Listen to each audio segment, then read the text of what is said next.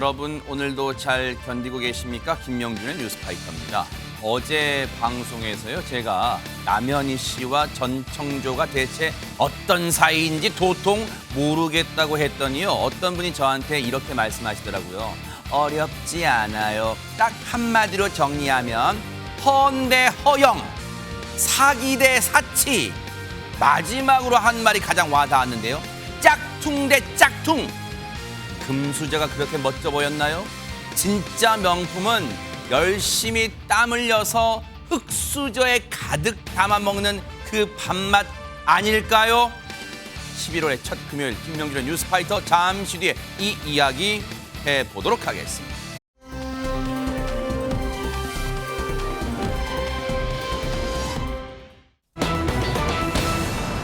어머나, 어머, 제목 보세요. 백성문 네. 변호사님, 혹시 해수해교, 우리가 알고 있는 그 해수해교 맞아요? 저도 이름 보고 갸우뚱했는데 그냥 우정여행? 그러면 보통 배우들이 할 건 아닌 것 같아서 그러니까요. 동명이인인가 보다 했더니 아니었습니다. 어머? 맞았습니다. 오호. 송혜교 씨하고 김혜수 씨가 우정여행을 같이 떠났는데 네. 이 송혜교 씨가 지금 보시면 지금 뭐 사람들 많은데 그냥 막 다니네요. 어머. 저것도 흔치 않은데 어허. 지금 하늘을 향해 V자를 그리면서 같이 함께 떠난 여행에서 찍은 사진들을 공개했는데 어머. 지금 보시면 반려견도 함께 갔습니다.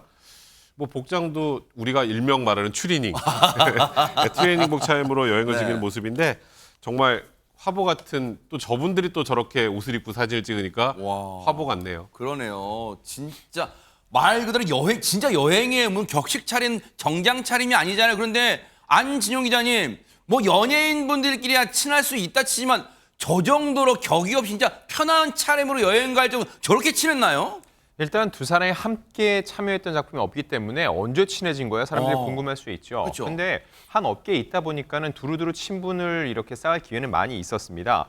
그러다 보면은 지난 2017년 한 잡지사 인터뷰에서 여배우들이 함께 출연을 한다면은 송혜교 씨는 어떤 분과 출연하고 싶습니까? 라는 질문을 받고 본인이 한번 여배우들이 정말 함께 출연하는 모습을 상상해 봤다는 거죠. 어허. 그러니까 빠지지 않는 인물이 바로 김혜수, 전도연 선배님이다. 이렇게 어머나. 한번 추켜 세운 적이 있었고요. 네. 그리고 지난 2020년입니다. 코로나19가 한창이었죠. 그때 고생하는 의료진들에게 감사의 표시로 덕분에 챌린지, 엄지손가락 딱 치켜 세우는 덕분에 챌린지가 있었죠. 예. 그때 김혜수 씨가 지목한 사람이 바로 송혜교 어머, 씨였습니다. 진짜요? 그래서 어머, 송혜교 씨가 저 장면인가 봐요. 네, 어머, 맞습니다. 대박 사건. 그래서 김혜수 선배님의 지목을 받아 참여하게 됐습니다. 대한민국 의료진 여러분, 수고를 넘어 희생에 고개 숙여 진심으로 감사드립니다 했는데 네. 제가 좀 더 확인을 해보니까 두 사람의 하나의 연결고리 있었습니다. 뭐예요? 작품은 없었지만 바로 왜 친구의 친구라고 그러죠. 두 분 모두 배우 송윤화 씨와 굉장히 친분이 깊습니다. 그래요? 그래서 과거에도 보면 송윤화 씨의 생일날 두 사람이 따로따로 이렇게 송윤화 씨 SNS에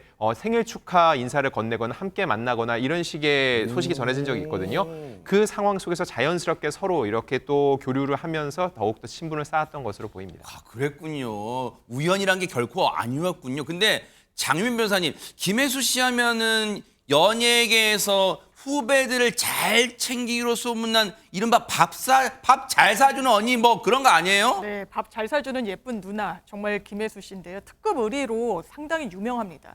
동료 연예인들 챙기는 것도 그렇지만 본인을 도와주는 매니저 챙기는 것으로도 유명한데요. 그래요? 지난달에는 본인 매니저의 결혼식 사회를 직접 맡았습니다. 대박 사건. 김혜수 씨의 모습을 보면요.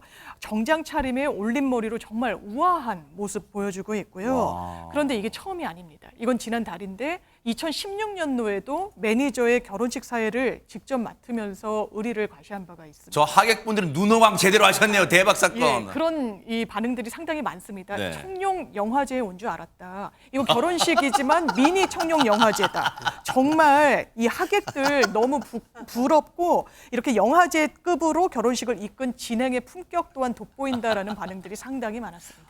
그러네요, 진짜. 근데 말이 나와서 말인데요. 안진영 기자님, 진짜 김혜수 씨 하면 따라다니는 말이 이거잖아요, 진짜. 청룡의 안방마님이죠. 그렇죠. 청룡 영화상을 무려 30년 동안 진행을 해왔는데 어머나.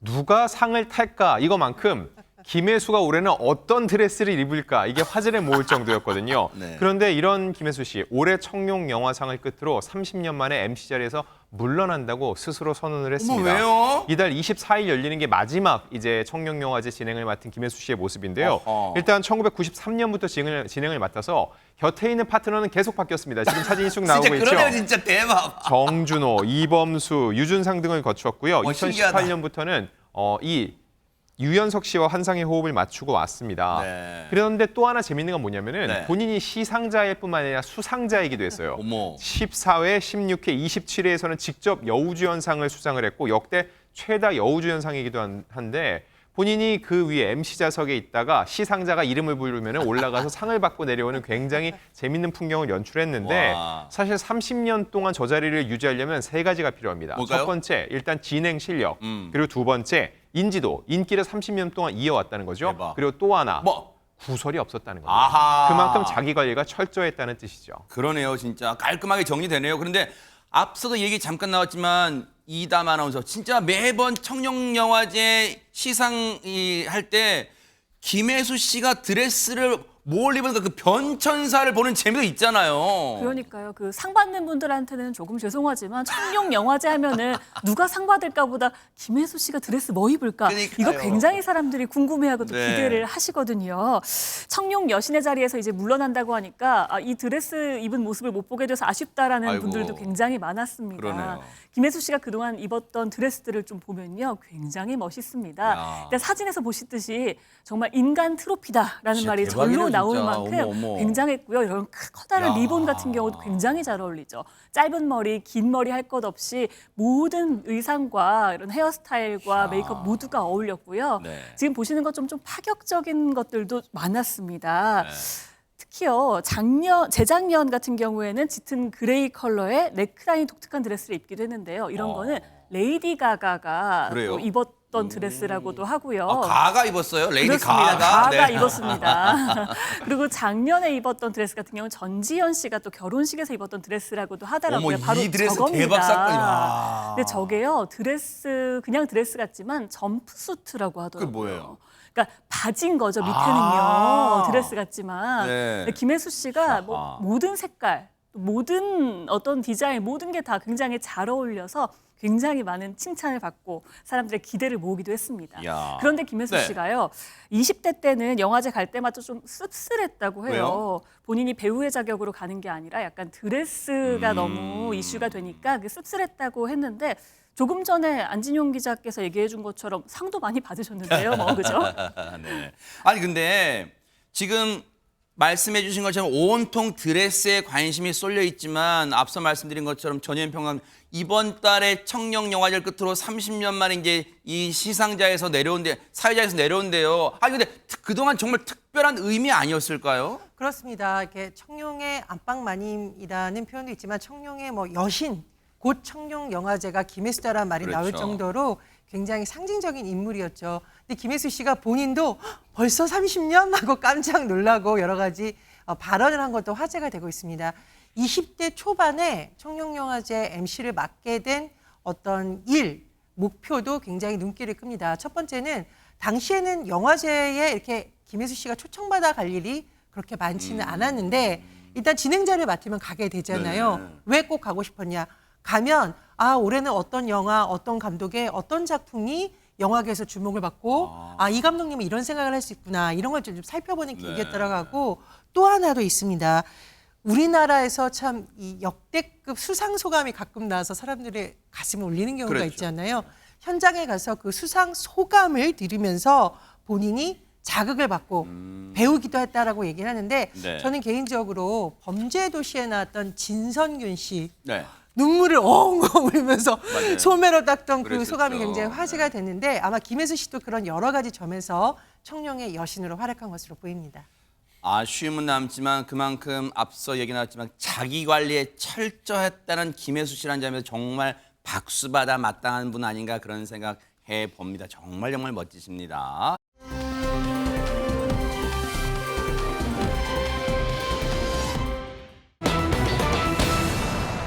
제목 보시면서 시청자분들 벌써부터 혀를 차실 것. 에헤, 또 또 싸웠어, 또 싸워. 이 두 사람이 실제로 그냥 만나기만 하면 그냥 설전에 그냥 뭐 막 감정 싸움도 하고 그랬죠. 아니 이분들 대체 언제쯤 안 살고 이 장면도 좀 보시고요. 과연 어느 순간에 싸우게 되는지 한번 보시고 이어가 보도록 하겠습니다. 우리 법무부가 범죄예방 정책국을 통해서 그 피해자 보호를 법률적 구조를 할 수 있는 방안을 한번 살펴봐 주셨으면 좋겠습니다. 좋은 말씀입니다. 잘해보겠습니다. 정말로 잘 해보실 생각이십니까? 예. 열심히 하려고 한 느낌은 듭니다.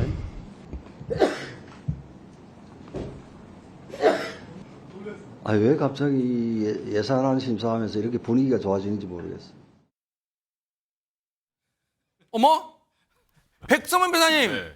지금 저희 제작진이 혹시 싸움이 있었는데 그 전에 이 영상을 다 자른 거예요? 지금 웅크된 거예요, 지금? 저도 굉장히 이상하네요. 지금 이게 되게 흐뭇한 영상인데 어머. 이거 언제쯤 싸우나 그랬는데 지금 중간에 영상이 끊긴 것 같다는 어머, 생각도 좀 네네. 들고 김도 법사위원장 오죽하면 아까 보셨죠? 그 아빠 미소하면서 너무 흐뭇해가지고 이거 네. 도대체 왜 이러시는 거냐고 할 정도인데 네. 어제 사실 저 자리가 뭐였냐면 이제 박범계 의원이 했던 질문이 뭐냐면 이제 아동학대 사건에서 이제 아동 피해자가 부모에게 돌아가는 과정에서 네. 이 아이의 진짜 의사가 맞는지 확인할 길이 있느냐. 아이는 부모가 없으면 안 되니까 그냥 결국 부모 뜻대로 또 데려가서 또 학대가 벌어지는 것 아니냐. 그러니까 이런 피해자 보호를 어떻게 뭐 이렇게 잘 파악할 수 있는 그런 정책들 추진할 생각이 있느냐 했더니 한동훈 장관이 좋은 말씀입니다. 그러니까 열심히 할 것 같네요. 뭐 이러면서 지금 두 분이 얘기를 했는데 저 이걸 딱 보면서 정쟁이 아닌 정책을 얘기하니까 얼마나 보기 좋습니까? 저는 지금 김도 의원의 저도 웃기네요. 저 올라가는 입꼬리가 많은 국민들의 생각과 같지 않을까 하는 생각이 듭니다. 아니 근데 저희가 뭐 한두 번 속습니까? 저 장면은 잠시 그 오랫동안 진행 몇 시간 동안 진행 질의에서 잠시나마 순간 장면이긴 그러겠죠. 박범계 의원이 그래 오늘은 내가 참고 다른 의원과 한동훈 장관 좀 붙어보세요 하지 않았을까요? 이 장면도 보시고 이어가 보도록 하겠습니다. 우선 지침을 좀 공개를 장관님 해주시는 게 저희 검찰국장이 찾아가서 공개 지침을 다른 기관에 맞춰서 공개해드리고 설명드리는 절차를 갖도록 하겠습니다. 네, 우리 한동훈 장관님이 아주 중요한 또 결정을 하셨네요. 한번 기대를 가지고 한번 보겠습니다. 교정시설에 노후 기관들이 많은데 누수라도 일단 탐지를 좀 할 수 있으면 좋겠다 싶어서 좋은 말씀입니다. 네. 법사위 하다 보니까 김영배 의원님께서 한동훈 장관 칭찬을 다 하시고 그러니까 예산 잘 될 것 같습니다. 아니 전현 평론가님 진짜 왜들 이래? 왜 우리 실망시켜요? 왜 안 싸워요? 저건 근데 좀 냉정하게 말하면 검찰과 법무부 입장에서 아킬레스건이 걸린 사안이 있기 때문입니다. 검찰의 특수활동비가 최근에 굉장히 여론의 주목을 받고 있는데요. 그 이유는 지침이 명확하지 않다. 쌈짓돈이냐 깜깜이 예산이라는 비판 여론이 있기 때문에 지금 한동훈 장관이 저걸 싸우기보다는 야당 의원들에게 설명을 하는 것이 낫다. 이런 판단을 했을 확률이 굉장히 높고요. 두 번째로 앞에서 설명해 주신 분들도 잘 설명을 해주셨는데 지금 다루고 있는 사안은 범죄 피해자에 대한 부분이라던가 교정시설에 대한 수리 문제, 즉 정치적으로 여야가 그렇게 맞설 사안은 아닙니다. 오히려 법무부에서 잘 설명을 해서 예산을 앞으로 많이 확보해야 되는 장관의 과제를 지금 풀어야 되는 것이거든요. 네. 그래서 상대적으로 야당 의원들의 질의도 정책적인 측면에 초점이 맞춰져 있는 것이고요. 한동훈 장관 입장에서도 기존과는 달리 조금 더 설명을 하려는 태도를 보인 것으로 보입니다. 흐뭇하게 변화된 모습을 보여준 사람들이 있는가 하면 요만큼도 변화되지 않은 사람이 있었다는데 어제 그게 누구였냐면 세상에 이담 아나운서 누군지 그냥 시청자분들이 시원하게 얘기해 주세요. 누가 이렇게 안 변했어요? 어제 국회에서. 네, 바로 김현숙 여가부 장관입니다. 김현숙 여가부 장관은요, 왜 아직까지 이분이 장관하고 있어? 라고 하시는 분들도 좀 있는데요.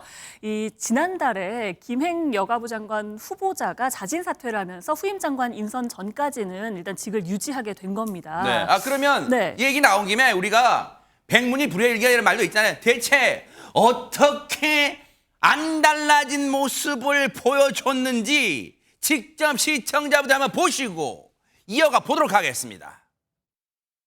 처참한 부실한 준비와 대응으로 잼버리 대회가 전국민 흑역사로 남아버렸습니다. 책임을 뭐 다 하지 않았다 이렇게 말씀을 하시는데 저로서는 책임을 다 했고 좀 더 공손한 자세를 좀 보여주시는 게 좋을 것 같습니다. 잼버리 그럼 파행됐다고 생각하시죠? 지금 아니 저는 초기 운영에 애로가 있다라고 표현하고 싶습니다. 성공적으로 마무리됐습니까? 그럼? 대통령께서는 무난하게 마무리했다고 그건 말씀하셨고요. 대통령 생각이죠. 저희는 그 폐영식과 K-팝으로 저는 유종의 미를 거뒀다고 생각을 합니다. 잼버리 성공했다고 정신승리하고 있는 중입니다. 지금 무능하면 책임감과 함께 성실하게도 해야 되는데 의원님이 무능하다고 하는 말씀에 저는 동의할 수 없고 무능하지 않습니다. 무능하지 않다고 하더라도 무능해. 뭐 국민들이 다 알아. 반말하지 마세요. 반말? 네. 뭐야? 뭐야? 제가 국민의 대표인 의원님들 앞에서 성실하고 저한테 그렇게 말씀하신 건 아니라고 생각합니다. 7월 25일 왜 장관께서 모든 준비가 다 되었다고 발표하셨는지입니다.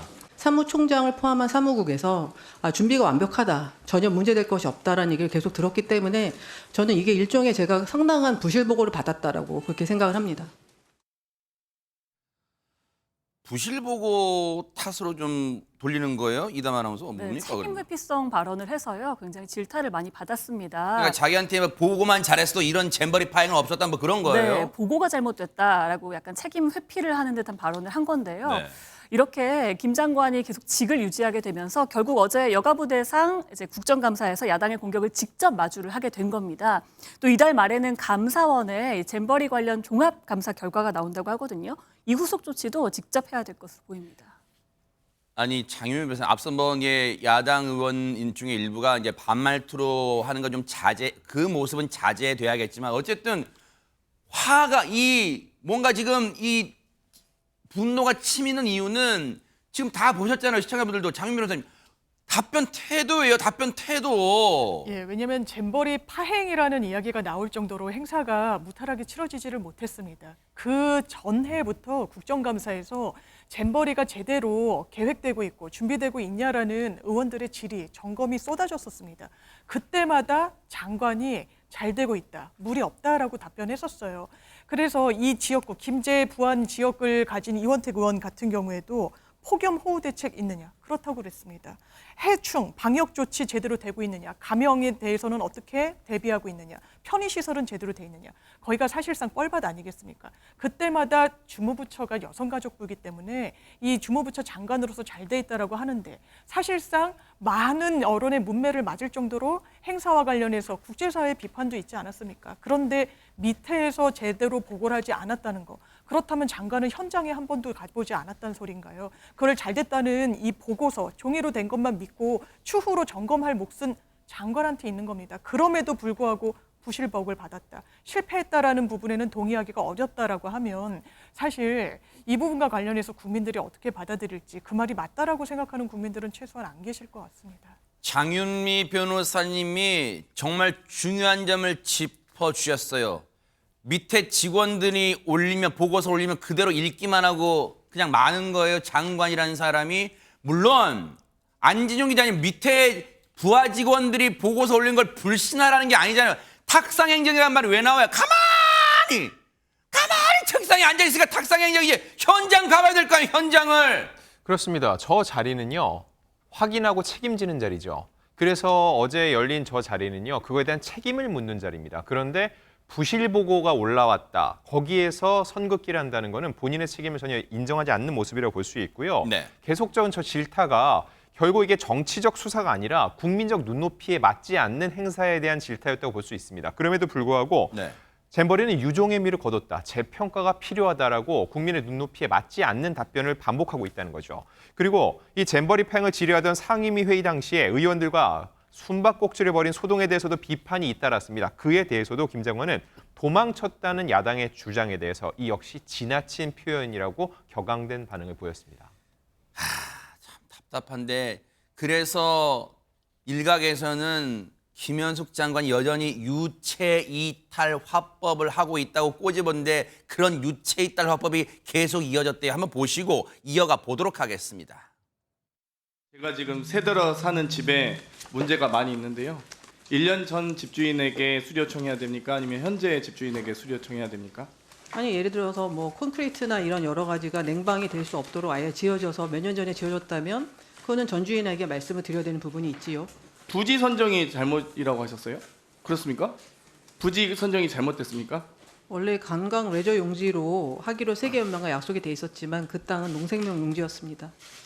부지를 잘못 선정한 박근혜 정권의 책임인가요? 그럼 이것도? 아니 그 당시에 네. 그 관광 레저 용지로 하기로 된 것이고 그 다음에 실제로 그 대회가 열리기로 확정된 것은 지난 정부 때입니다. 야, 그냥 보면 이리저리 잘 어떻게 피해가네. 저 준비를 잘했다고 평가해야 되는가 어떻습니까? 답변을.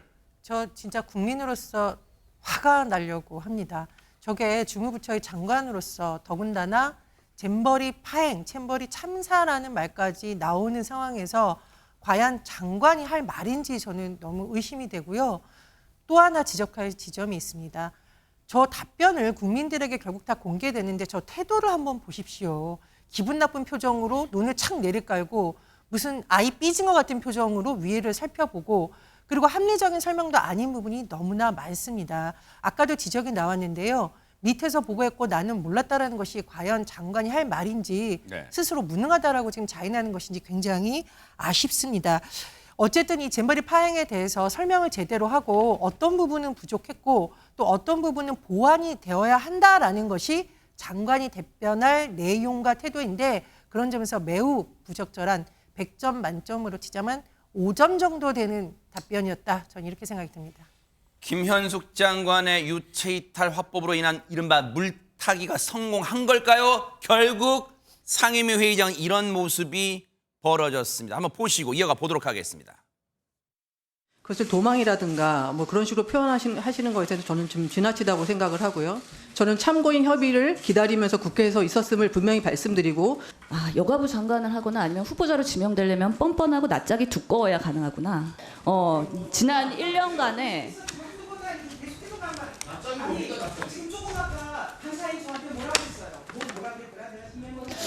우선은 심사협정을 제안한 정경희 간사님이 제 발언에 먼저 끼어드시고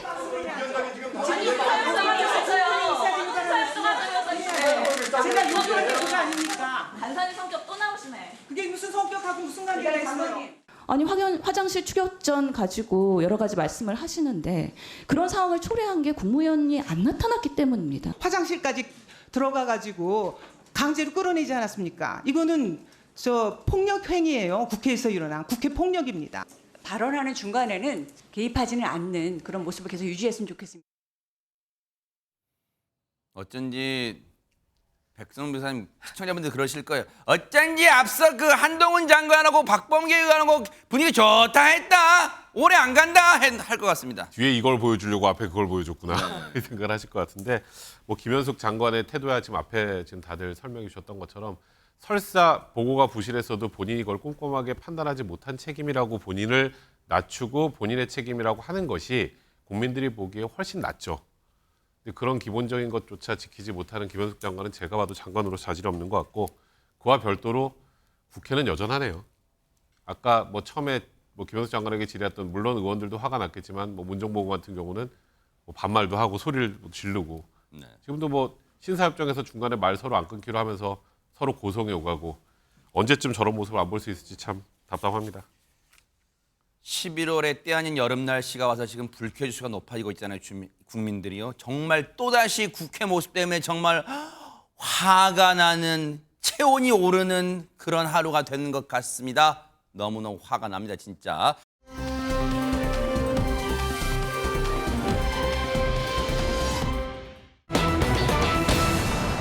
사기 혐의로 구속 기로에 놓인 전청조. 오늘 오후에 아마 조금 전이었어요. 얼마 안 됐어요. 구속영장 실질 심사를 받기 위해서 법원에 출두했는데 그 모습 보시고 이어가 보도록 하겠습니다.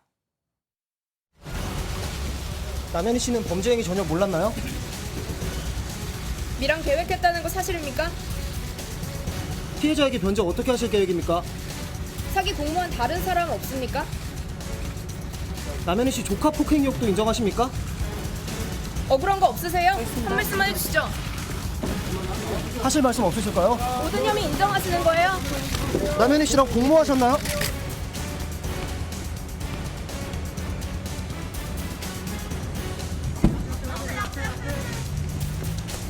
남현희 씨는 범행에 대해 아예 몰랐던 건가요? 남현희 씨가 고소했는데 신경 어떻습니까? 피해 회복 계획 어떻게 되세요?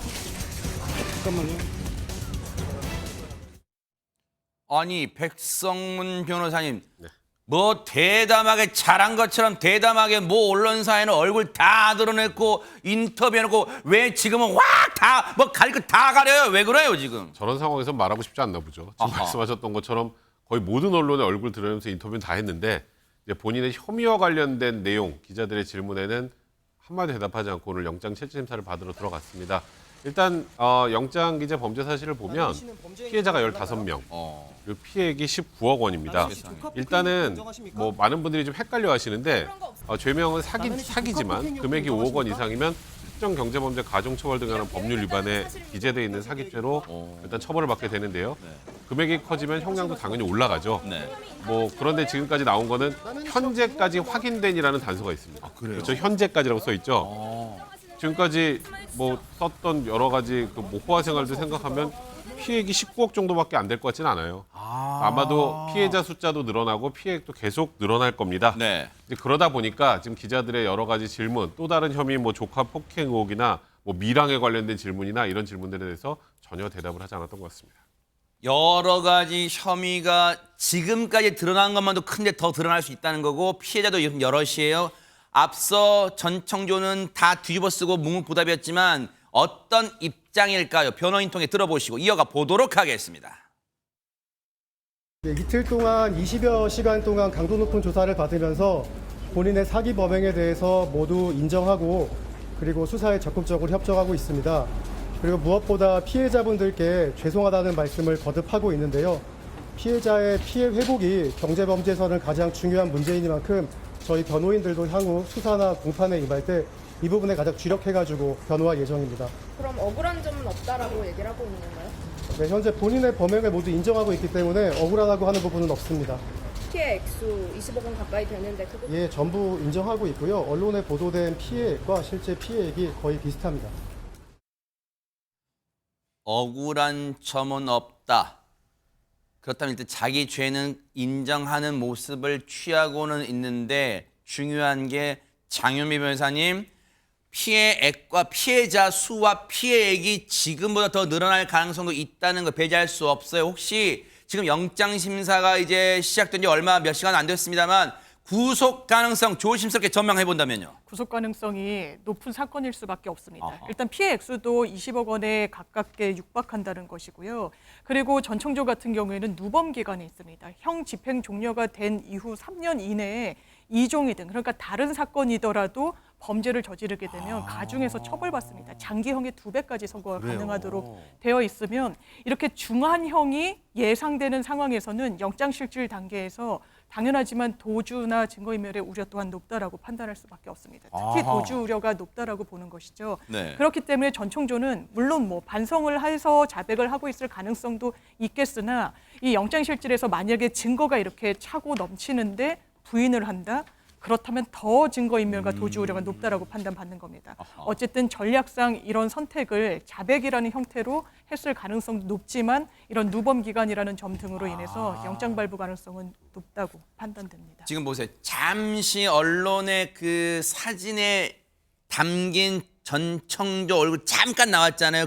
아무리 뒤집어 쓰고 둘러써도 이 사진 기자들의 이 집요함, 끈기, 은근과 끈기 못 당해. 보세요. 전 청조 두 눈을 질끈 감고 안경 쓰고 있고 저게 회한일까요? 후회일까요? 죄송일까요? 뭔지 모르겠어요. 졸린 거예요? 뭐예요? 하여튼 눈 감고 있는 모습 지금 보였어요. 그런데 보세요. 지금 전 청조는 앞서 말씀드린 것처럼 구속 기로에 놓여 있어요. 그런데 백성문 변호사님 하루 앞서는 어제 남현희 씨가 뭐 입장 내놨다면서요. 네, 뭐 세상을 시끄럽게 해서 부끄럽고 죄송하다.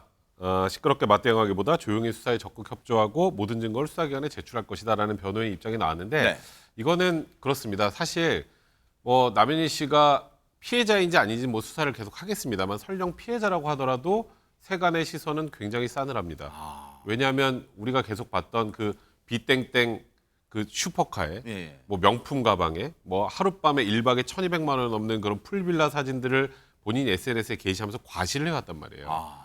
그러면서 피해자라고 하는 것 자체가 대중들한테 굉장히 이게 괴리감이 컸단 말이죠. 네. 근데 나는 여기에서 계속 억울해라는 얘기를 하는 것, 맞대응을 해서 시끄럽게 하는 것 자체가 국민들을 굉장히 피로하게 하고 오히려 피해자라고 하더라도 국민들에게 비판받을 가능성이 높다라는 판단을 한 것 같고 네. 그리고 지금 뭐 증거를 제출하겠다라는 거 우리가 일명 뭐 전청조의 세컨폰 이런 것들은 다 제출이 돼 있다고 하는데 아마도 추가 제출할 만한 증거들이라고 한다면 네. 뭐 남현희 씨가 그동안 전청조와 나눴던 뭐 대화, 그 카카오톡이나 SNS 대화 내용들에 이 사건, 그러니까 소위 말하는 지금 이 사기 사건에 나는 모르고 있었다는 걸 입증할 만한 그런 대화 내용들 같은 증거들 그런 것들을 추가로 제출하지 않을까 싶습니다.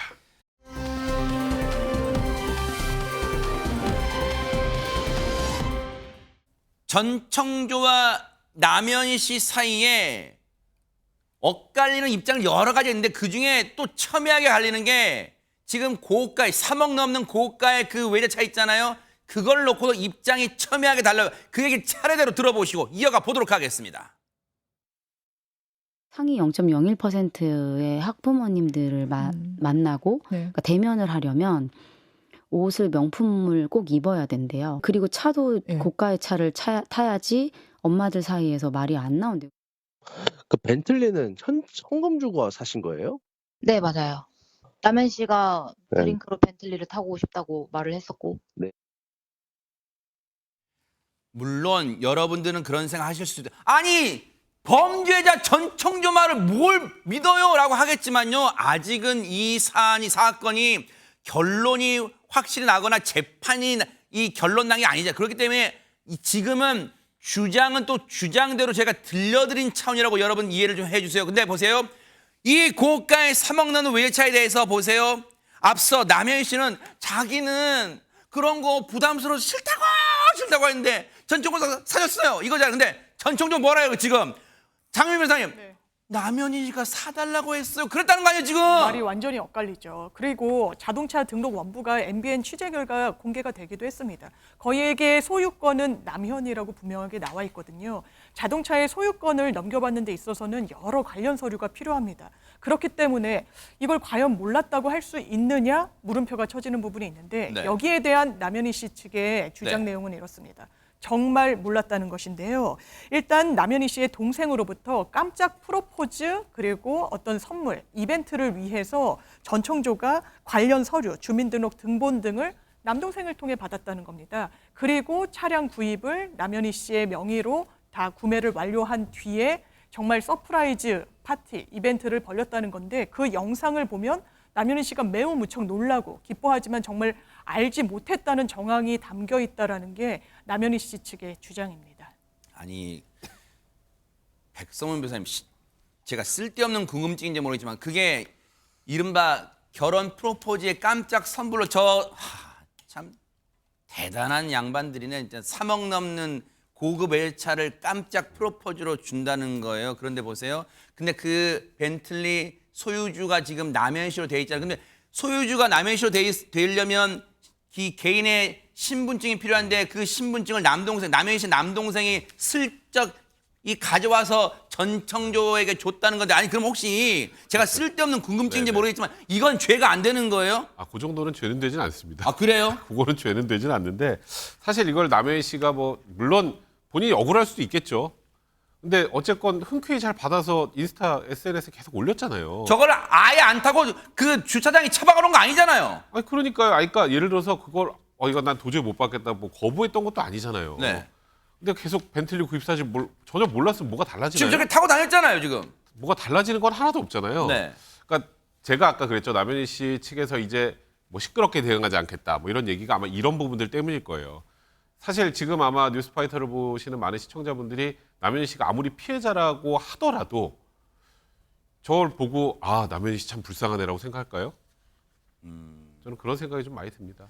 아니 근데 안지용 기자님 시청자분들은 그런 생각 드실 거예요.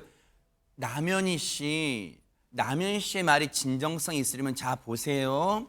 남현희 씨 남동생이 남현희 씨 신분증을 가져와서 몰래 가져와서 자 이 몰래 가져온 것도 깜짝 프로포즈 서프라이즈를 위해서 다 갔다는 거예요. 자, 그렇다고 해서 그 고가의 3억 넘는 외제차를 샀다고 쳐요. 자, 저 거기까지 몰랐다고 쳐요. 그러면 그걸 깜짝 프로포즈 선물 줬으면 안지용 기자님, 나 이거 부담스러워, 다시 팔아, 다시 갖다 줘. 이래야 되는 게 앞뒤가 맞는 설명이잖아요. 그게 상식이죠. 지금 저희가 계속 얘기하는 거는 차량가액만 얘기하고 있거든요. 3억에서 4억 정도. 그런데 저 차량은 유지하기 힘들어서 못 산다는 얘기가 많이 나옵니다. 그 정도예요. 근데 남현희 씨 명의죠. 그러면은 유지는 본인이 하겠다는 걸 사실상 받아들인 거죠. 그런데 저 차량은 나는 원치 않았다는 말이 아무래도 이율배반적일 수밖에 없다는 거고요. 그래도 남현희 씨 측에서 입장 표명을 했습니다. 그 내용을 보면은 전청조가 연상되는 물건을 모두 처리하고 싶다는 거예요. 그래서 그동안은 즉각 돌려주려고 했지만 상황이 복잡해서 고민하다가 더 큰 오해를 사게 됐다면서 벤틀리 차량 등 전청조 관련 물건은 경찰에 압수해 갈 것을 정식으로 요청했다고 하는데 아까 백성무 변호사님도 말씀하셨지만은요. 이 차량을 이걸 정말 선물 받아서 몰고 있다는 거를 어떻게 알게 됐을까? 결국은 남현 씨 SNS 통해서 알게 됐습니다. 본인이 알려줬다는 거예요. 누가 이렇게 임의로 알려줬다는 게 아니라는 거죠. 그리고 논란이 불거진 직후에도 남현희 씨는 전청조의 송파구 고급 아파트에 있다가 가족들이 간 후에 돌아왔는데 그때 싫었다면 차량을 거기다 놓고 왔을 텐데 실제로 그랬는지도 좀 궁금하고요. 그리고 결론적으로는 이 차량을 선물 받았는데 본인이 범죄 수익금으로 산 차라는 걸 언제 알게 됐는지 그게 굉장히 중요할 것 같습니다. 이거를 본인이 알고도 받았다면 그건 더 큰 문제가 되기 때문에 사실상 지금 전청조는 앞서서 억울하지도 않고 잘못을 모두 인정한다는 걸 변호사를 통해서 입장을 냈거든요. 어찌 보면 지금부터는 남현희 씨의 시간입니다. 오히려 대중들이 궁금하고 풀어야 될 건 남현희 씨에게 더 많이 남아있다는 거죠. 그 SNS에 올라온 사진 그게 다 그 고급 외제차 타고 찍은 거, 그 뭐 이제 뭐 안전벨트 메고 찍고 막 그런 거 있잖아요. 이렇게 예쁜 표정 하고 막 한 거. 그게 그 전부 그 고급 외제차에서 찍은 그런 걸 지금 SNS에 올린 건데 앞서 남해인 씨는 인터뷰에서 자기는 그런 거 안 올리려고 그랬는데 전청조화라는 인간이 왜 안 올려? 내가 고급 선물 해줬는데 왜 안 올리는 거야? 라고 하도 이 종용하고 닥달하니까 할 수 없이 올렸다고 얘기는 했어. 인터뷰에서 얘기한 바는 있어요. 그런데 어쨌든 그 고가의 3억 넘는 유지비까지 치면 엄청난 그 돈이 드는 그 차량. 그러면 그거를 경찰이 압수해달라고 요청했다는데 그러면 백성문 변호사님 경찰은 오케이 좋아요 가져갈게 할 수 있는 거예요 그러면? 아니요. 변호인도 알 거예요. 이거 압수 안 됩니다. 왜요? 아니 이게 가져가라는데요? 아니 본인은 지금 저기 사기 전혀 몰랐다면서요. 그러면 경찰이 법대로 압수를 할 수가 없어요. 압수라는 그거는 말 그대로 몰수하고 하려고 하려면 최소한 범죄 제공됐거나 범죄로 획득한 물건. 그러니까 전청조의 차라면 할 수 있겠죠. 사기. 근데 일단 넘어갈 때 몰랐다면서요. 그러니까 안 돼요. 근데 이제 남해 씨가 이렇게 얘기한 거 제가 이걸 비판하려는 게 아니라 제가 저번에도 한번 이런 얘기를 한 적이 있었는데 조금이라도 진정성 있는 모습을 국민들한테 보이려면 전청조로부터 같은 모든 거를 어떻게든 피해자 피해 복구를 위해서 내놓겠다는 얘기를 먼저 하는 게 중요하다는 얘기 말씀 많이 드렸는데 사실 그냥 내놓기 좀 힘들긴 합니다. 예를 들어서 뭐 김명준 앵커가 죄송합니다. 전청조한테 피해를 입었다. 그럼 당신이 가져. 다른 피해자들이 있으면 그 사람들하고 형평성에 문제가 생길 수 있잖아요. 그럴 수 있겠네요. 그러니까 함부로 할 수는 없는 거고 그래서 일단 남현희 씨는 처음에 전청조한테 다시 가져가라고 하려고 했는데 받아가질 않는다고 합니다. 근데 예를 들어서 저 남현희 씨 차를 저희 집 주차장에 놔두면 제 차일까요? 남현희 씨 차일까요? 남현희 씨 차죠. 공부상에 있으니까. 그렇죠, 그냥 갖다 주는 것만 가지고는 소유권이 안 넘어간단 말이에요. 공부에 등록이 돼야 되니까.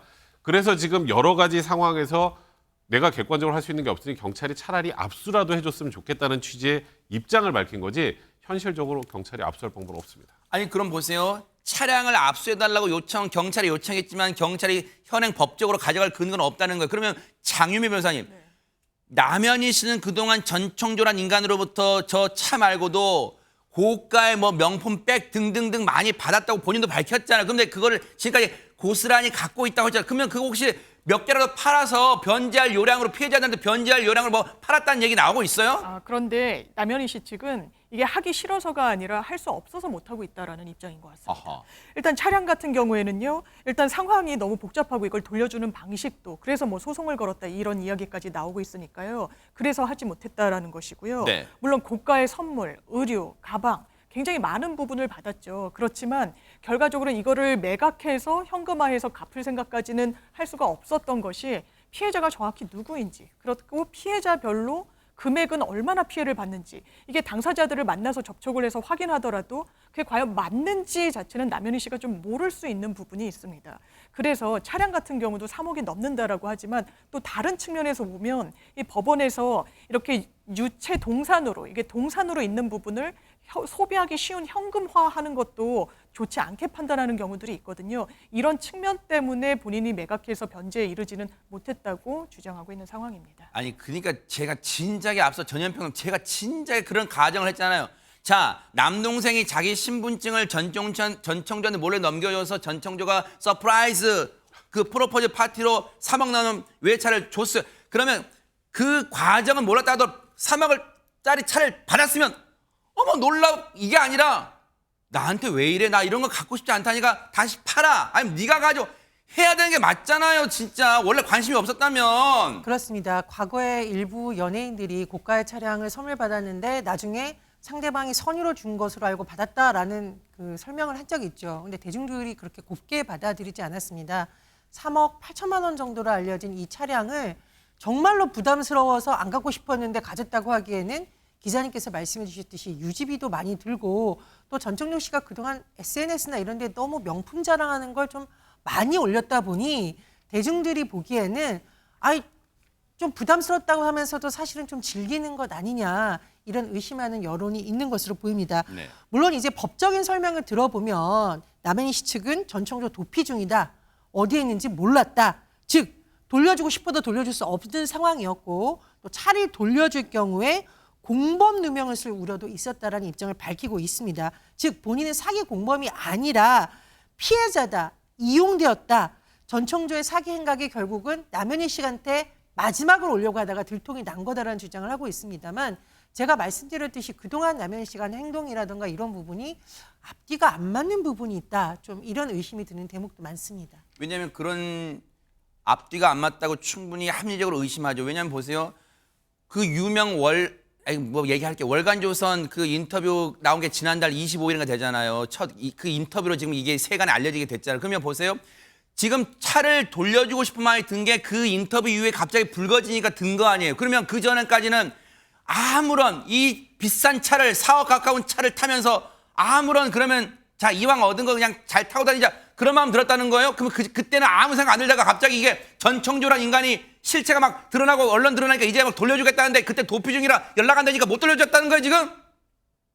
지금 그걸 말이라고 하는 거예요 지금? 대체 그동안 이담 아나운서 남현희 씨가 SNS에서 자랑했던 명품들이 대체 몇 개나 되는 거예요? 시청자분들 좀 보여주세요. 굉장히 많습니다. 남현희 씨가 SNS에 명품 제품을 착용한 사진뿐만 아니라 뭐 차량과 함께 사진 찍은 것도 굉장히 많았고요. 근데 이 선물 받은 가격을 추정해 보면 거의 6억 원이 넘는다고 해요. 지금 보시는 것처럼 저 가방이 한 사진 안에 저렇게 명품이 있어요? 그렇습니다. 저 가방이 한 300만 원대고요. 목걸이가 900만 원 정도 하고요. 시계가 1000만 원이 훌쩍 넘고요. 옷도 100만 원대고요. 반지도 1000만 원대. 그리고 또 다른 반지도 580만 원. 저기 다 합치면 이미 3천만 원 정도가 되는 것 같습니다. 지금 한 사진에 합성한 게 아니라 한 사진에 있는 네, 명품이야 2천만 원은 이거죠. 훌쩍 넘는 대박 가격이거든요. 네. 게다가 지금 이 사진도 마찬가지입니다. 목걸이랑 귀걸이 유명한 거거든요. 명품입니다. 730만 원대, 스웨터도 330만 원, 네. 벨트도 70만 원대. 이거 합쳐도 1000만 원이 넘는 거예요. 네. 하지만 여기에다가 아까 얘기 계속하신 것처럼 B사의 그 고급 승용차, 고급차 3억 8천만 원이라고 했잖아요. 잠들면서도 가방 옆에 끼고 있는 거예요 지금? 맞습니다. 저 가방도 700만 원이 넘는 가방이거든요. 지금 D사 가방 같은 경우도 최신 제품으로 굉장히 비싼 가방이고요. 저렇게 시계도 자랑했고요. 물론 저 모든 제품들 가운데에는 남현희 씨가 직접 구매한 제품이 있을 수도 있습니다. 있겠죠, 뭐 있을 수 있겠죠. 하지만 네. 저 밑에 써 있는 글들이나 이런 같이 올린 글들을 보면요. 뭐 땡큐 조조라든지 뭐 what a pleasant 서프라이즈, 기분 좋은 서프라이즈다. 뭐 이런 글들을 올려서요. 전청조로 하여금 받은 선물이다라는 걸 좀 추정하게 하는 게시물들이 많았거든요. 자, 이걸 다 합하면 6억 원이 넘는다는 겁니다. 지금 피해 금액 지금까지 확인된 것만 19억 원인 거잖아요. 네. 근데 그간 이 선물 받은 비용만 6억 원이 넘는다고 하고 얼마나 더 많은 돈이 여기에 쓰였는지는 아직까지 알 수가 없습니다.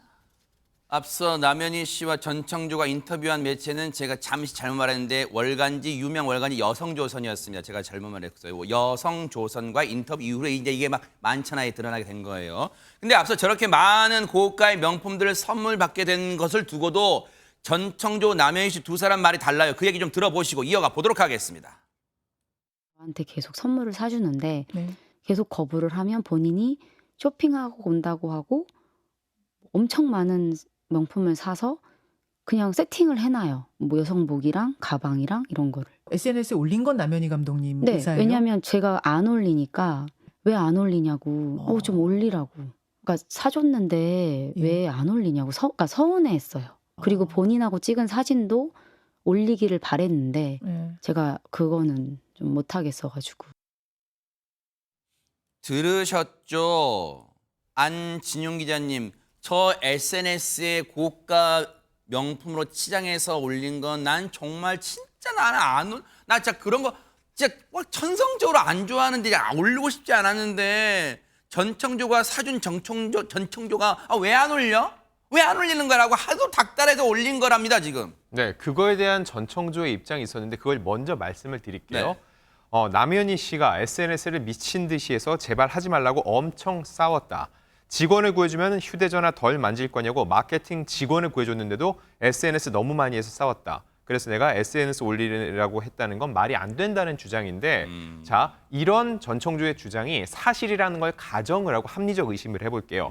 그러면은 개인 SNS입니다. 그런데 직원 구해주면 덜 만질 거냐서 직원을 구해줬다. 그러면은 남현희 씨가 어떤 얘기를 했던 걸까요? 내가 자랑하려고 올리는 게 아니라 이렇게 해야지 마케팅 차원에서 뭔가 대중들이 더 눈길이 가고 우리가 함께 뭘 하기 위해서 이런 게 필요하다는 식으로 전청조를 설득하려고 했다라는 합리적 의심을 한번 해볼 수 있겠죠. 그러니까 그런 일이라면은 직원을 구해줄 테니까 직원 시켜까지 했다. 이게 전청조가 말하는 그가 주장하는 논리. 물론 전청조의 주장이지 사실이라고 확인할 수는 없습니다. 그런데 대중들이 바라볼 때 이미 전청조가 사기꾼이라는 건 모두가 알고 있습니다. 본인도 인정을 했고요. 그럼 대중들이 남현희 씨를 바라보는 건 뭘까요? 대중적 눈높이로 볼 때 SNS는 사적 공간인데 전청조가 시켰다고 저 정도의 뉘앙스, 저 정도의 표정에 저 정도 착장을 하고 과연 사진을 올릴 수 있을까라고 생각을 해보게 된다는 거죠. 저희 오늘 뉴스파이터 시작을 할 때 그런 얘기 하셨죠. 사기 대 사치라고요. 이 말 그대로 전청조는 사기를 인정을 했습니다. 그러면은 아까 그 인터뷰에 조금 전에도 대중들이 들으셨지만은 처음부터 욕심도 없었고요라고 얘기를 했는데 그게 아니라 남현희 씨가 솔직히 욕심이 났습니다. 그러다 보니까 이런 일이 벌어졌습니다. 바로잡겠습니다라고 한마디라도 단 한마디라도 했다면은 대중들이 바라보는 시선이 조금은 달라지지 않았을까라는 생각이 듭니다. 그러니까요. 충분히 합리적으로 그렇게 우리가 비판하고 의심할 수 있는 대목이에요. 그런데 보세요.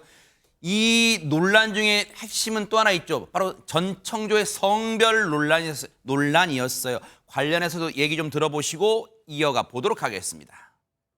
처음에 펜싱을 배우러 올 때 28살 여자라고 소개를 본인이 직접 했고요. 여자의 친구로 그냥 정말 그냥 가족 같은 친구로 지내다가 그런 감정이 있는 상황에서 어느 날 이제 제 옆에 누워서 이제 본인이 남자라는 거를 노출을 시킨 거죠. 그 사람이 힘겹게 저한테 성전환 수술을 한 것에 대한 고백을 했다고 생각을 했기 때문에 그 부분을 그냥 사람 대 사람으로서 존중해 주고 싶었고 앞으로 남현희 씨한테 터질 의혹이 굉장히 많을 거예요. 정말 저도 저 주변에 남현희 씨만 제가 여자인 걸 알았고 저희 둘 다 철저하게 감췄어요. 이 부분도 정말 기가 막힐 노릇인데 그래서일까요? 뭔가 지금 남현희 씨는 전청조와 대질 조사까지 요청했잖아요. 성사 가능성이 있습니까? 일단 뭐 전청조 씨 측에서도 대질 조사에 응하겠다는 취지의 얘기를 한 것으로 알고 있습니다. 근데 뭐 대질 조사를 하고 또 전청조에 대한 뭐 거짓말 탐지기 조사도 의뢰를 하는 신청서가 제출했다는데 우리가 거짓말 탐지기 조사하면 막 1부터 10까지 막 다 하나하나 물어보고 이게 진짜인지 거짓말인지 하는 게 아니고요.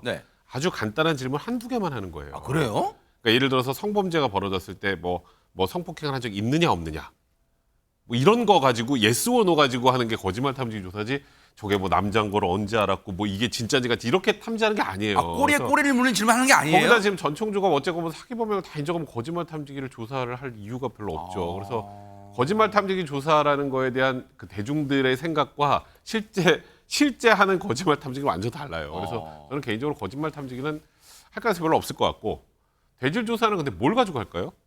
그러니까 예를 들어서 전 청조가 만약에 남현이 처음부터 다 알았다, 공범이다 이러면 할 수 있겠죠. 근데 그게 아니라 그냥 뭐 남현이 몰랐다, 본인이 다 한 거다라고 하면 또 저것도 의미가 없어요. 그러니까 대질 조사가 우리가 서로 싸우고 있는데 가서 누구 말이 옳은지 확인하려고 하는 게 대질 조사가 아니고 이 범죄의 실체를 파악하기 위해서 하는 게 대질 조사거든요. 그러니까 저 대질 조사를 요구한 이유가 뭔지 물론 전 청조가 지금 의미심장을 자꾸 남현희 씨가 뭐 앞으로 많이 터질 거다. 뭐 이런 얘기를 하고는 있는데 정확하게 전 청조가 범죄와 관련해서 남현희 씨가 인지를 하고 있었다 없었다 이 부분에 관련된 논란이 있어야만 대질 조사 가능할 것으로 보입니다. 대질 조사 관련 전 청조 측 얘기 좀 들어보시고 이어가 보도록 하겠습니다. 남현희 씨와 공모 의혹이 제기됐었는데 여기에 대해서는 어떤 입장이실까요? 예, 일단 남현희 씨와 관련된 부분이 가장 궁금들 하실 텐데요. 지금 오늘 영장실질심사를 받는 사건은 남현희 씨와는 관련이 없는 부분이어서 아직 그 부분에 대해서는 구체적인 수사가 이루어지지 않은 상황입니다. 근데 언론에서 밝혀진 것과 같이 남현희 씨도 대질신문이나 거짓말 탐지기 등 굉장히 적극적으로 수사에 대응하겠다고 하고 있어서 저희 이제 전청조 피의자의 경우에도 마찬가지로 성실히 수사에 협조하면서 향후에 그 수사를 통해 실체적 진실이 밝혀지도록 저희가 도울 예정입니다. 남현희 씨는 대질 조사 요청을 했던데 전청조 씨는 여기 관련해서 따로 입장이 없으신가요? 네, 적극적으로 저희도 임하겠다는 입장이고요. 그 대질 신문이든 뭐든 어쨌거나 수사를 통해서 그 남현희 씨와의 그 진술 중에 서로 엇갈리는 부분이 그 실체가 좀 밝혀지기를 저희도 기대하고 있습니다. 대질 조사는 앞으로 어떤 과정 거칠지 한번 지켜보면 될 노릇이고요. 근데 백성문 변호사님 이 와중에 남현희 씨도 공범이라고 줄기차게 주장하는 사람이 있다면서요. 네, 김민석 구의원이 계속 그 주장을 하고 심지어 고발도 했죠. 근데 이에 대해서 또 남현희 씨 측에서도 이거 무고다. 그래서 무고로 또 고소를 했고 그거에 대해서 또 김민석 구의원이 그 무고가 무고다. 그래서 또 다시 맞고소를 했어요. 아, 이분이군요. 이분이. 네, 근데 이런 거예요. 무고는 둘 다 어차피 의미가 없습니다. 인정될 가능성이 없고요. 그러니까 무고라는 거는 있지도 않은 거짓말을 지어내서 쉽게 말해서 하는 걸 무고라고 하는데 김민석 구의원도 뭐 전청조 씨하고 통화도 하고 했더라고요. 이런 걸 기초로 해보면 내가 보기엔 남현희 씨도 공범인 것 같다라는 취지로 고소를 한 것이기 때문에 이건 무고가 될 수가 없습니다. 또 역시 뭐 지금 그 다음에 이후에 왔다 갔다 하는 그 무고도 그러니까 사실 지금 여기는 제가 생각하기에 뭐 크게 수사할 내용 자체는 없는 것 같고 김민석 구의원 입장에서 보면 피해자는 많고 남현희 씨가 어쨌건 수익을 또 많이 누렸고 이런 부분들을 본다면 사실상 공범이 아니냐는 취지의 주장이기 때문에 그건 주장 자체로 받아들이시면 될 것 같습니다.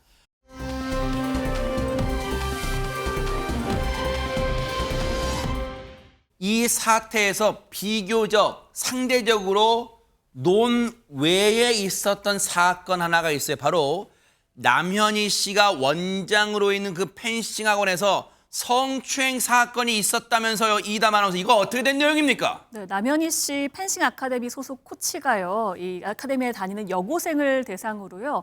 성추행, 성희롱을 했고 또 이 여고생의 SNS 아이디와 비밀번호까지 알아내서 훔쳐보기도 했다고 해요. 이 여고생이 견디다 못해서 이게 지난 9월부터 벌어진 일인데 지난해 9월이요. 지난해 12월에 어머니한테 얘기를 했다고 합니다. 근데 엄마가 너무 걱정할까 봐 성추행 관련해서 얘기하지 않고 폭언과 폭행 또 SNS 훔쳐보는 것만 얘기를 했대요. 그래서 어머니가 바로 다음 날에 남현희 씨에게 해당 코치의 폭언, 폭행에 대해서 얘기하고 분리 조치를 요구했다고 합니다. 하지만 남현희 씨 실질적인 조치를 하지 않았습니다. 어머나? 이 피해 학생을 만나서요. 그냥 떡볶이랑 피자 사주고요. 그 스포츠 브랜드 50% 할인 쿠폰을 건네는 거에 그쳤다고 합니다. 지금 보시는 내용은 남현희 씨가 피해 학생 학부모에게 이제 오늘 이런 일을 했습니다라고 문자를 보내는 건데요. 먹은 음식 사진도 보내면서 그냥 얘기를 들은 정도에 그쳤습니다. 기가 찰 노릇입니다. 어떻게 자기 학원 수강생이 그것도 고등학생이에요. 정말 어린 나이인데 이런 끔찍한 일을 당했는데 뭐라고요? 떡볶이 먹여요? 피자 먹여요? 지금 그런데 이런 해당 학원에서 성추행 사건이 한두 번이 아니었다면서요, 전현 평론가님. 그렇습니다. 일단 이 피해 학생이 지난 2월에 학원을 그만뒀어요. 그런데 문제는 뭐냐? 사건이 또 벌어진 겁니다. 이 문제가 된 코치 2달 후에 전국 남녀 펜싱 선수권 대회에서 그 피해 학생을 보고 따라갔습니다. 피해 학생이 화장실로 가는 길에 따라가서 뒤에서 껴안은 겁니다. 한 번에 거치지 않고 또 가해를 강한 것인데 저는 이런 일이 왜 일어나는지를 꼭 말씀을 드리고 싶어요. 처음에 1차적으로 사건이 발생해서 남현희 씨한테 이 얘기가 들어갔을 때 철저하게 가해자 피해자 분리를 시키고 가해자에게 책임을 물었어야 됩니다.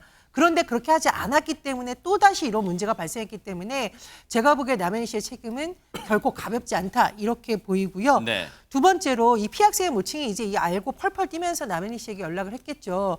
그런데 남현희 씨는 무엇냐 문제가 더 많습니다. 이미 피해학생으로부터 성추행 사실을 들어서 알고 있었는데도 네. 처음 듣는 얘기인 것처럼 또 행동을 했다라는 거예요. 그리고 어떻게 했느냐? 새로운 대학 코치, 대학 가도록 대학 입학에 도움되도록 새로운 코치 소개시켜주겠다라고 했는데 네. 또 이 새로운 코치가 소속된 곳이 전총조가 차린 매널 펜싱 학원이었습니다.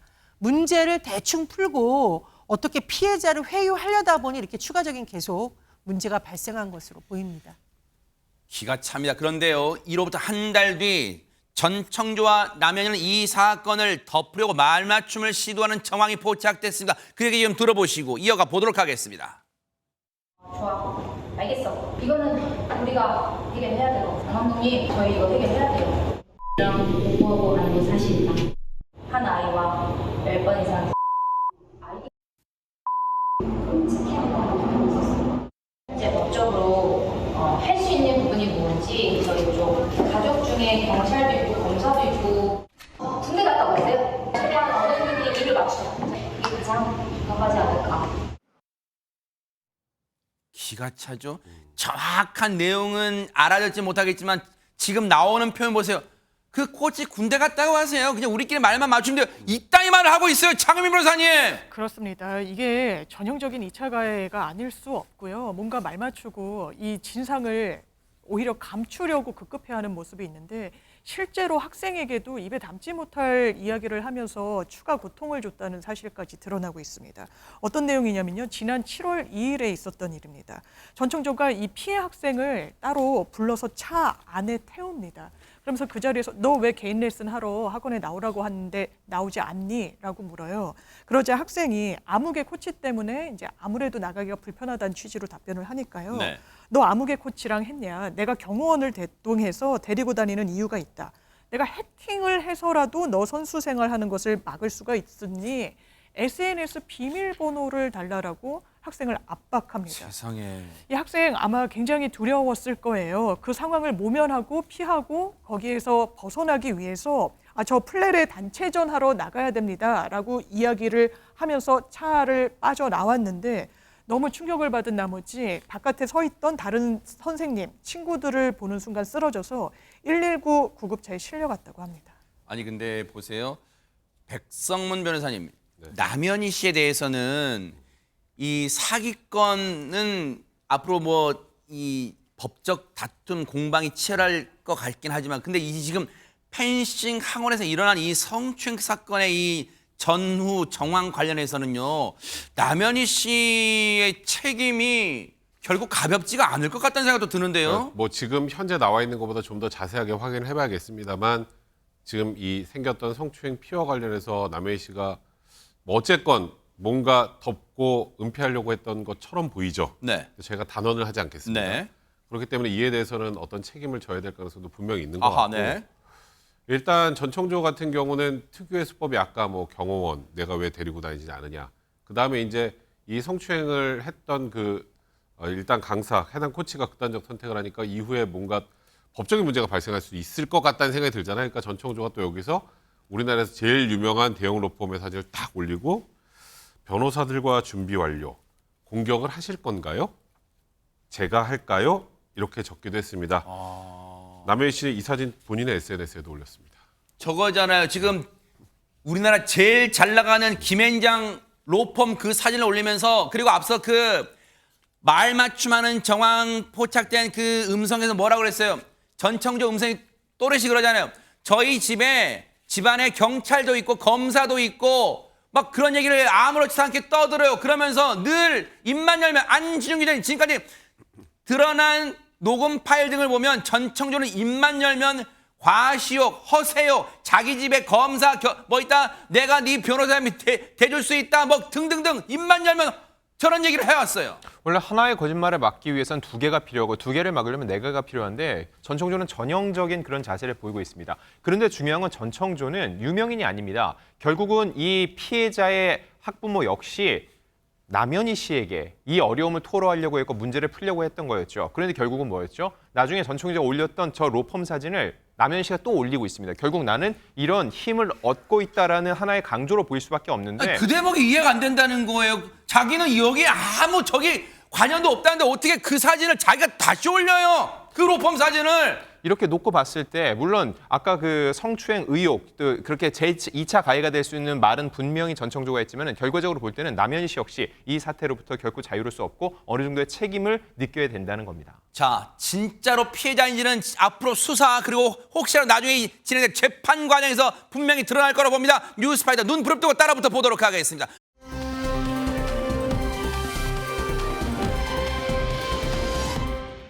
오늘의 클로징은요. 부천시 소사구 범박동에 사시는 이민희 님이 보내주신 내용입니다. 읽어드릴게요.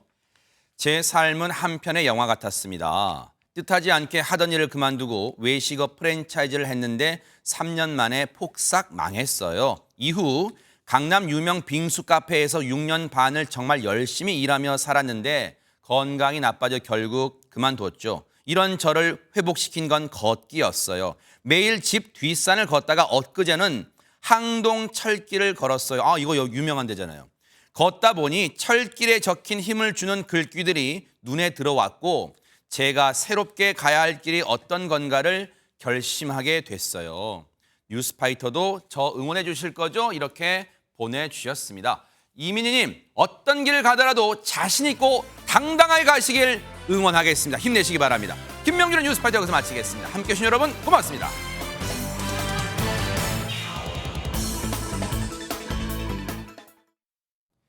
보고 계십니까? 대박 사건. 네, 안녕하십니까? 김명준입니다. 여러분과 함께하는 뉴스파이터.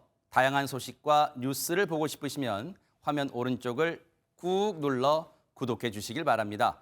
TV로도 유튜브로도 여러분께 한 발 더 다가가겠습니다. MBN 뉴스와 뉴스파이터를 사랑해 주셔서 고맙습니다.